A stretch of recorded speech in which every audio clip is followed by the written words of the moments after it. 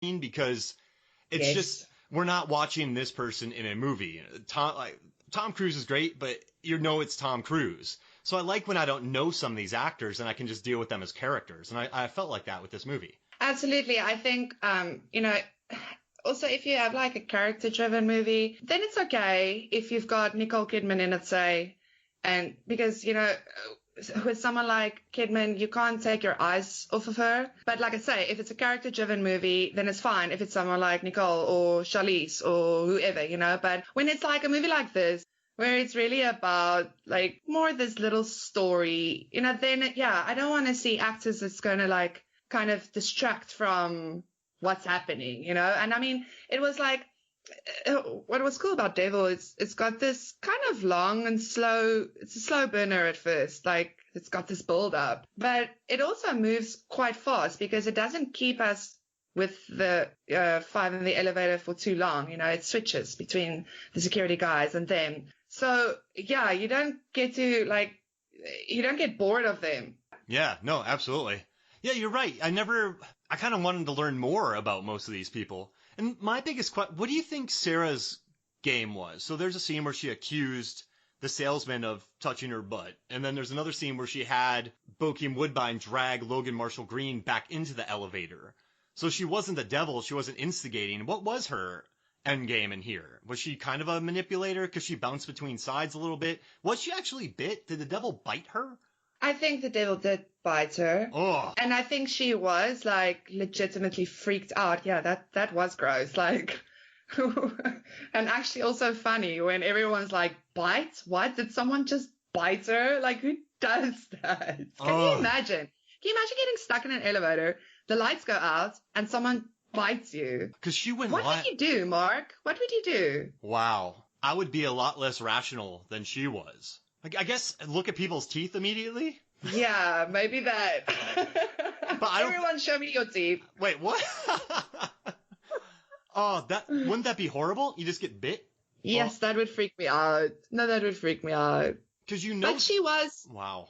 Yeah, no, like, I just wanted to say, like, she definitely, like, that whole, because she's the liar also, right? Uh-huh. She's the one that lies. The whole lying thing. So I think definitely that, like, manipulation came out even while she was in survival mode, because it's just like, that's what she does. And probably also why, she didn't get any redemption or whatever, because she just kept on doing what she does, like manipulating people to make sure she's fine, because that's the thing.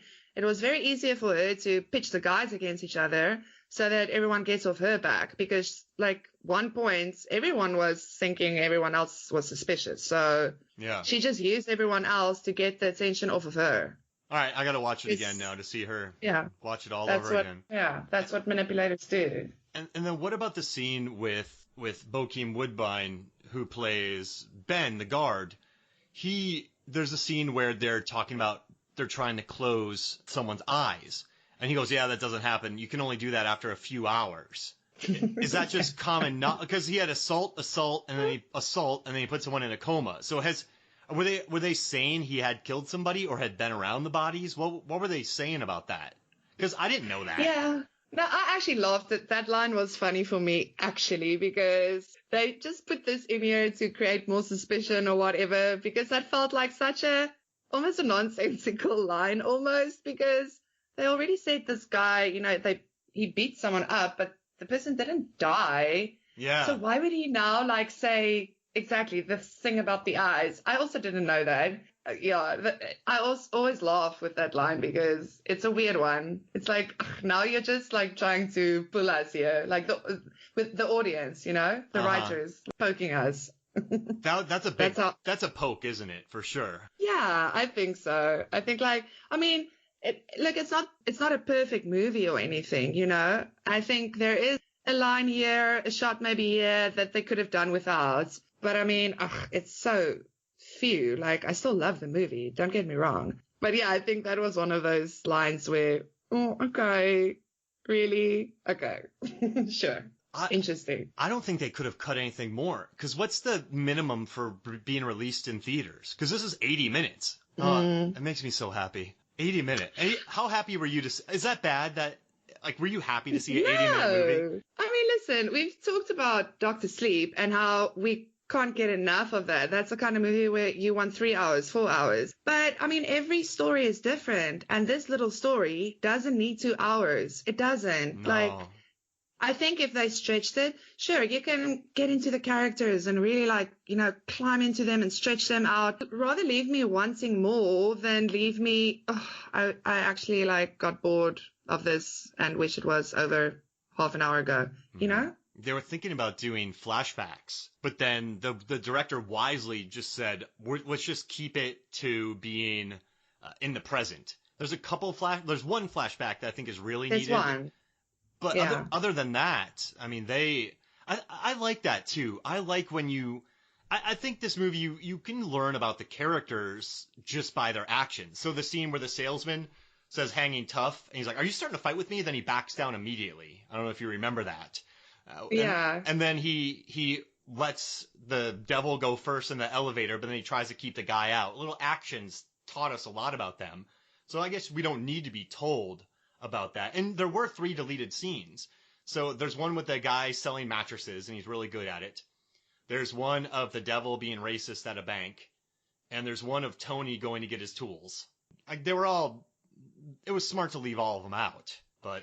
Absolutely. I don't think the flashbacks would have worked in this movie. I think it would have just made it like all the others, really. Mm-hmm. I think it's what made it unique, that they didn't need to do that. They didn't need it. It's like the flashback that they used was the only flashback that like was needed for the story, like the rest. Yeah, I think it was really well done to show us these characters and what their deal is without making it sound too over explaining, Mm-hmm. And what did you think about the inspector? Do you think he was a good cop? Yeah. I did. Yep.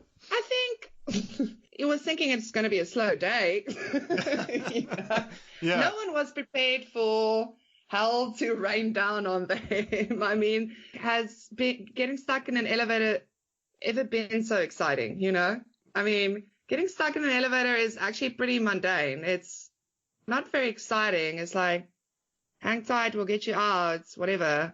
But this was next level. It's a mean idea, isn't it? Let's lock people in an elevator, which is already boring enough, tense enough. There's nowhere to go. You're stuck in this thing with all these people you don't know. And then the devil's in there. That's a twofer right there. I love it. It makes me happy. Yeah, I mean, the whole premise, the premise is so fun and so, like I say, devilish. And I'm going to stop using that word now, but keep going, keep going. I like too when he tells everyone in the elevator to show their IDs, but for some reason they're not able to see it. Like, is that manipulation by the devil, making it grainy? Yeah, I like that too, actually, because, I mean, what was funny for me is that they ask someone and then who shows us first, like the old lady who's the devil. But I mean, she's like the shortest in there. Like, get the tallest one to show it up to the screen, you'd think. But then no one really thinks about that.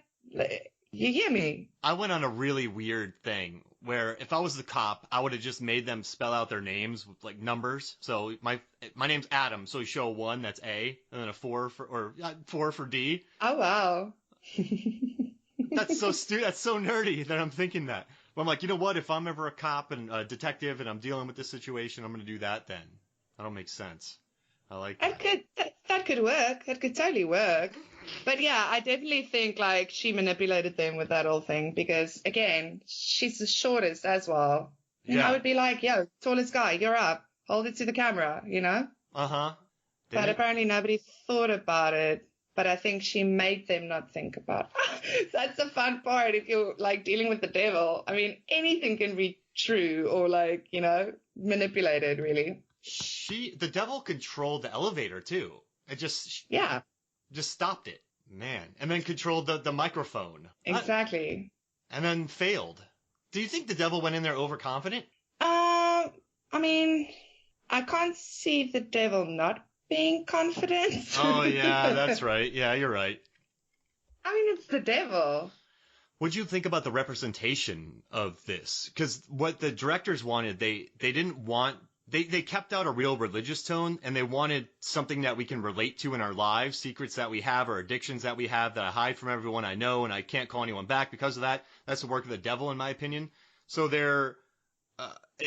wanted the devil to be this, like, they kept a lot of the more religious overtones out of it, and they just wanted it to be about someone who divides people and turns them against each other, secrets and lies. I thought that was kind of an interesting thing. Do you think it was watered down or a neat representation? I like it because it buys into the whole, like, what's that saying? Hell is other people. Ah. You know? It buys into that. Like hell on earth is, like, it's other people and what we do to each other. And I think, I mean, that also shone through with the ending where it turns out, oh, that's the guy who killed his family in the hit and run. So yeah, like, you know, how I think it's like the juxtaposition of, sure, we can embody the devil and like personify him and make him real and make him come to earth and whatever. But yeah, we're also doing a pretty good job ourselves. Like, you know, I think that was pretty cool. That's how it felt for me. And I mean, it was like done in such a way that it didn't feel like the ending was a bit corny. But I mean, I love the movie too much, so I'm not going to diss it, you know. No, do it. What do you mean? I still feel like, no, with the whole, and then the world was right side up again, you know, at the end. I was like, yeah, sure. Yeah.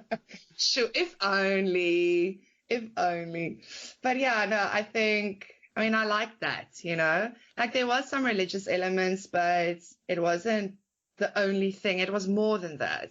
It was about our actions and our consequences. Yeah, didn't you say they did everything to get them there? And that's why they made all the choices to get them in this spot?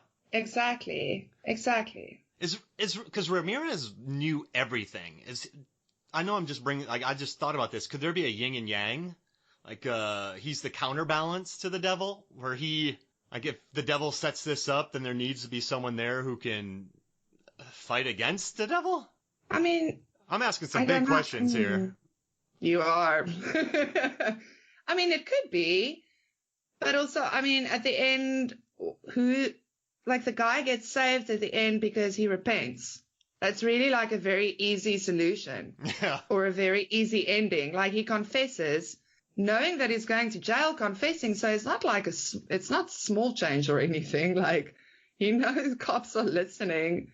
Mm-hmm. So he knows he's going to jail because he evaded a hit and run. But yeah, I mean, that's really what saves him in the end. And I think with Ramirez, it's more just like, I do think it's that testing the faith thing where, you know, for him, it's like his own fight with the devil that day.